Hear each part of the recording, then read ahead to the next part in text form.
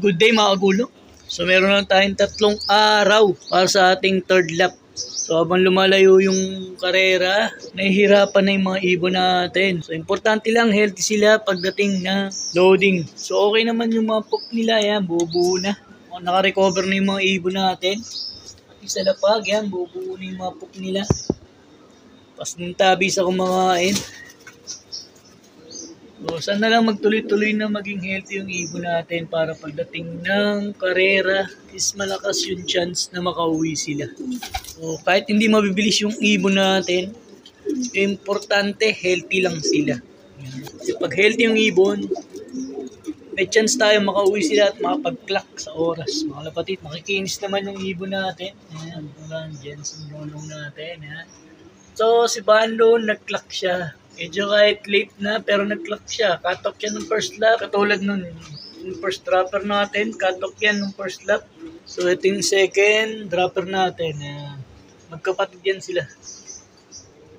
Hopefully, sana magtuloy-tuloy yung ganda ng uwi nila.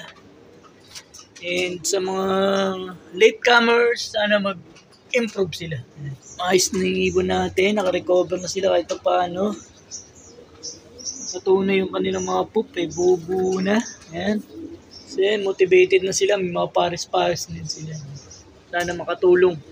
Problema ko lang, yung Batman natin, mukhang mag-iitlog na. Yari tayo dyan. Pag nag-itlog siya, naalanganin. O mag-itlog during loading day. Hindi ko alam kung kakarga ko siya o hindi. So, magpapalow play tayo ngayon mga lodi. Medyo masama yung panahon. Medyo madilim, makulimlim. Pero kailangan natin magpa-low fly kasi hindi tayo nakakapag-mid-toss. Wala tayong mid-toss mga lodi. Low fly lang tayo everyday. Then, bukas may duty na tayo. So, hindi na natin sila matutukan. Ano lang, maging maganda yung result ng ating third lap derby race. Pati sa darating na Biyernes. So, Thursday, loading night na naman natin. So, meron na tayong 3 days para i-recover sila ng tuluyan, mga lapatids na. Tuloy-tuloy na maging maganda yung maayos yung kanilang kondisyon, mga lapatids. So, magpa-low fly na tayo. So, pag nagpapa-low fly tayo, tinatago natin itong blue bar na to. Kasi,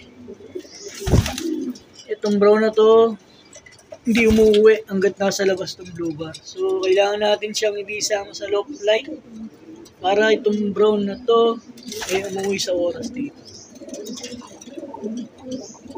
So, naitago na natin yung blue bar tsaka isang gristle. Pares ng old bird natin dun. So, sila yung mga tumatambay ng mga tagal dun sa kabilang loop natin. So, pag wala yun, umuwi ka agad sila. So, possible, tago ko rin yung isa. Itong blue bar na yun.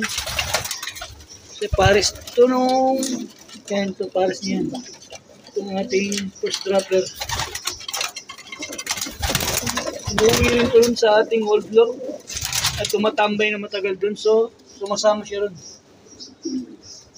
Kailangan itago natin siya para pag low fly nila, uuwi rin kagad sila rito. So, magpapakawala na tayo mga lapatids. So, hindi ko siya pakakawalan para mag-uwian din dito yung mga ibon natin. Let's go. Ulit pa rin natin sila.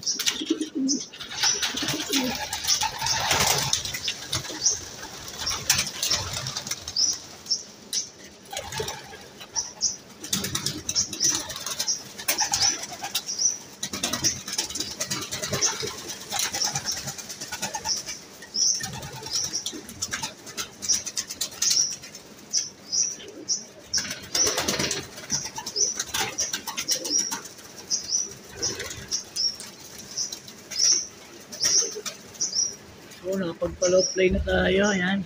Tayo na lang natin silang bumalik. A few moments later. Ayan, nagbalikan na yung ibon natin. Yung ibang ibon natin, nagbalikan na yan, malod. Ayan. Ayan yung brown, yan. Tinago ko yung pares niya. Kaya bumabalik ka agad siya at pumapasok ka agad. Otherwise, abutin ng maghapon yan pagkasama niya yung pares niya. Ayan. So, yung pares niya, nilagay ko rin. Lagay ko Babalik natin yan mamaya. Kung naglo-low play pa yung iba nating ibon. Maya dito na rin yan. Ayan sila. So, pag tinago mo yung mga pares-pares nila, nagbabaligan agad sila. Hindi sila pupunta ron sa hold up at hindi sila tumatambay na matagal doon. So, ayaw natin yung pagdating ng derby, doon sila tumambay at kumain ng oras, mga kapatid. So, kailangan masanay natin sila na umuwi ka agad dito sa loob natin, mga kapatids na. So, kahit mabagal yung ibon mo, dire-diretso umuwi sa bahay, so okay lang, mga kapatids. Pero kung marami pa siyang tatambayan, kakain ng oras yun at maaari pa i-cut off ng ibon natin, mga kapatid. So ayan na sila, ayan, nagbababa na.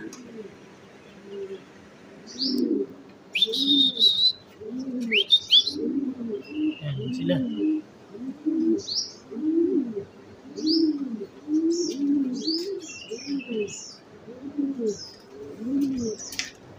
Maya magpapakain na tayo.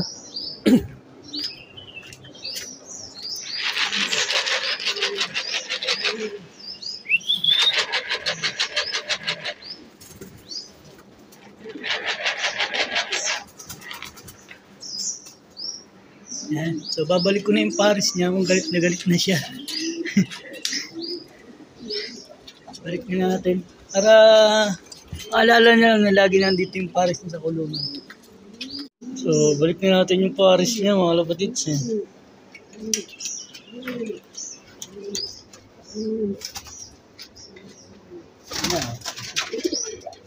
Para maging motivated lang siya. Umuwi ka agad dito sa loob natin, mga kapatids.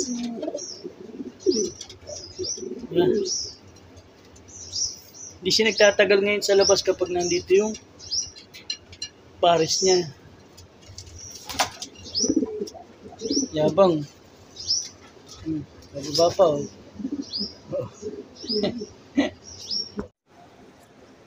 May-score pa, oh. Pag sinabik mo ng ilang segundo lang, eh.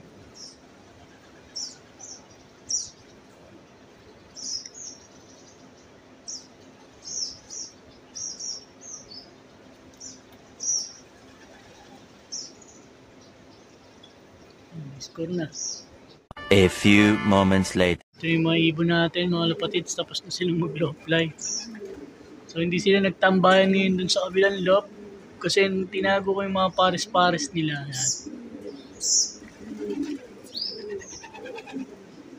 Pag sinama ko sa low fly yung pares nila, sigurado maghapon din sila ron.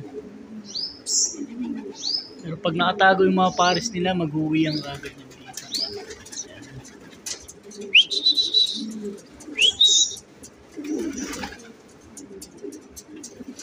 May papakain na tayo.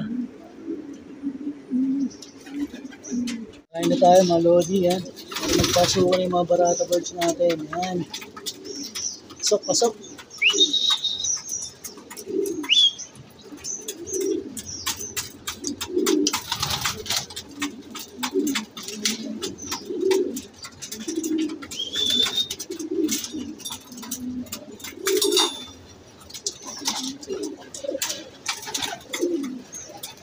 So, yun yung update natin ngayon para sa araw na to, mga lodi, mga kapatids, gulong.